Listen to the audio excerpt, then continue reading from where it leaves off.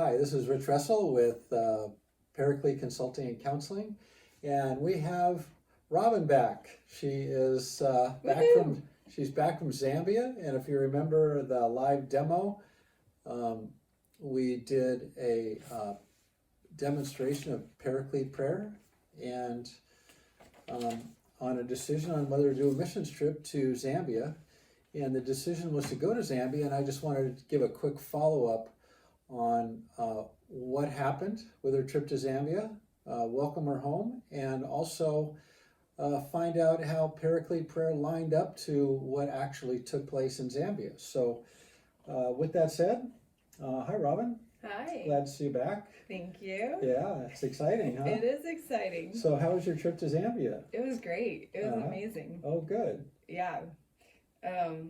Yes, it was really good. I'm especially glad for the summary of the noble nature. Okay. Where God said, let's do it no matter what it costs. Okay. Because it was very expensive. Yeah. But did it give you more faith to move forward? Absolutely. Like absolutely. You didn't have the insecurities anymore after doing Paraclete? Right. Yeah, I probably wouldn't have done it had I not done Paraclete. Oh, really? And I'm really glad that I did. Oh, wow. Yeah. Awesome. So I have a couple other questions. Yeah. One, I think if I remember correctly, you actually had a picture of a woman that you saw. Was that your noble heart or your noble? That was my noble heart. That was your noble heart. So you wanted to express your. So what was your noble soul? What did it say? Yeah, my noble soul said, I'd love to be part of serving people there and helping people get set free or whatever we're involved in. Oh, okay. And then your heart expression was seeing a woman. Yeah. Hopefully, so did you see a woman that you were able to minister to? Yeah, I saw lots of beautiful, happy women. Oh, wonderful. That I got to minister to. Okay. Yeah, and I don't remember exactly what the face looked like that I saw, but I suspect so there was this gal that God grew out her leg that I got to be a part of. Oh, awesome. But I think it actually the face might have been her sister's. Oh, okay. So we gave out some water filters to some really poor communities, and then let them experience God and get healing, deliverance, all that good stuff. And I connected with Deborah, and Deborah did not know about the conference that we were putting on. So Deborah's the sister. Deborah's the sister of the woman whose leg got grown out. And so anyway, so I was communicating with her through WhatsApp, and then she came to the conference, and then she brought her sister to the conference, and her sister got her leg grown out. Oh, wow. Awesome. Yeah. But that's super. So I have to ask this one question. This is kind of like, and again, this is raw. This is not, I don't know what the answer is going to be, and no good lawyer should ask a question he doesn't know the answer to. But I'm going to ask it anyway.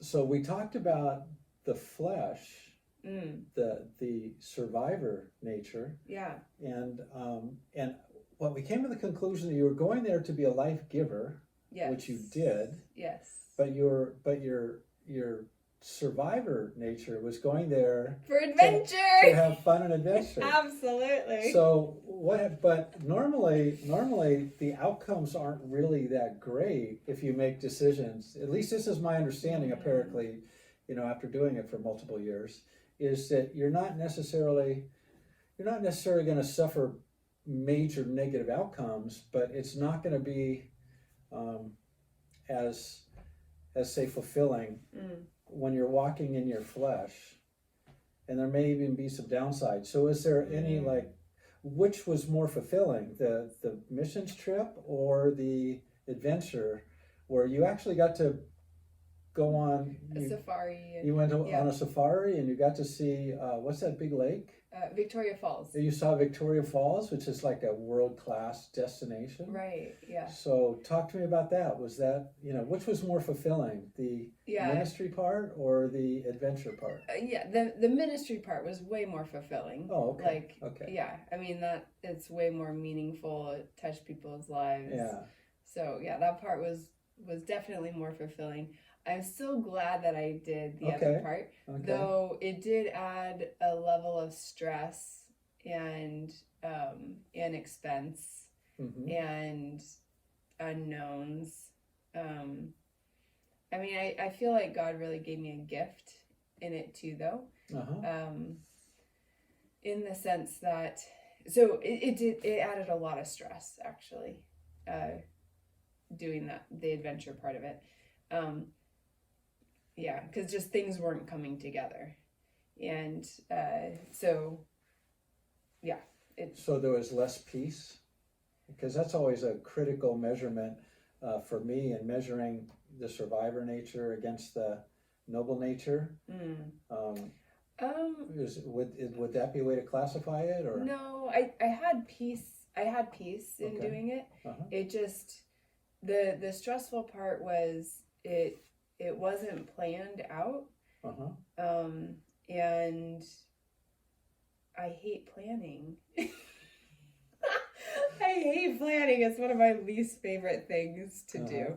And so the day before I left, I still didn't have it all planned out.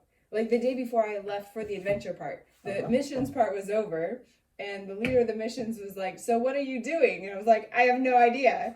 And so it just, so I was stressing about it before I left for Zambia altogether, because I was really wanting, the two things I was wanting to do was the Chobe Safari in Botswana and Victoria Falls. Okay.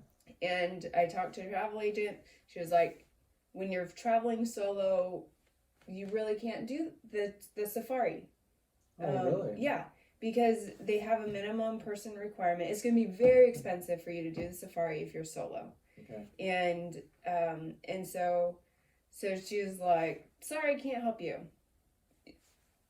And then when I was in, after the missions trip part of it, in Zambia, I connected with a different travel agent. Same thing. Like, I don't know, like I can't hook you up with a safari because of this.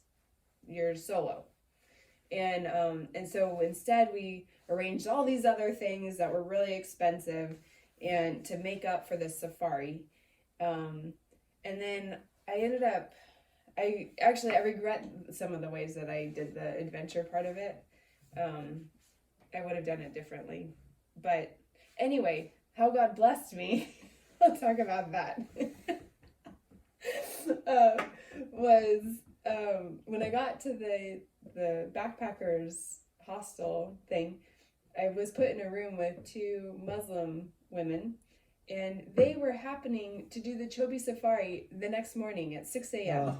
and they invited me to join them. Oh, wow. And then because I had worked out with this other travel agent all these alternatives to the safari, initially I was like, no, it's, I was like hesitant to go. And then in the morning when I was half awake, which I really believe is God, it like dawned on me of like, this whole time you have been stressing because you really want to do this Chobe Safari. And here's an opportunity to do it. Like, take it. Yeah. Like, what are you doing? Yeah. And so I jumped on it and I did it. And I'm so glad I did, because it was I ended up doing the little other thing that we had done planned instead as well. And the Chobe Safari was like 500 times better. So, I mean, God just really blessed. I didn't know the whole time that I was in that area, nobody else I knew did that safari. Yeah. So that was really my only opportunity. And God just so blessed me with putting that in my lap. So God will never leave us or forsake us, even when we're walking in the flesh. Right. Exactly. Exactly. Well, good. I'm really glad you had a safe trip. I'm really glad it was meaningful. And the bottom line, was it worth it? It was. Okay. Yeah. I'm really thankful that I went. Like, it was most missions trips that I've been on, I feel like I've benefited more than the people that we are ministering to. Yeah. This trip, I felt like it was not the case. I felt like they actually benefited more than I did, which is awesome. Wow. Yeah. That's awesome. Yeah, it was awesome. And like, so with my soul noble nature being part of helping set people free or whatever we're involved in, like a lot of people got set free. Wow. And it wouldn't have happened, I think, had we not gone. So like, I think a lot of people got to experience God's presence, got to experience healing and deliverance and freedom, and that wouldn't have gotten to otherwise. Yeah. Awesome. So that's good here. I'm glad to hear a good report. I'm glad to hear a validation for Paraclete Prayer, but even happier that you got to minister life and be the life giver that you're called to be. And it was a fulfilling experience. It was. Yeah. And it was also, I'll just add this too. It was also really cool because I felt like I was the least anointed person on the team. Really? So, yeah, I did. I totally did. Which maybe... And all you did was have a woman's leg grow out, but no big deal.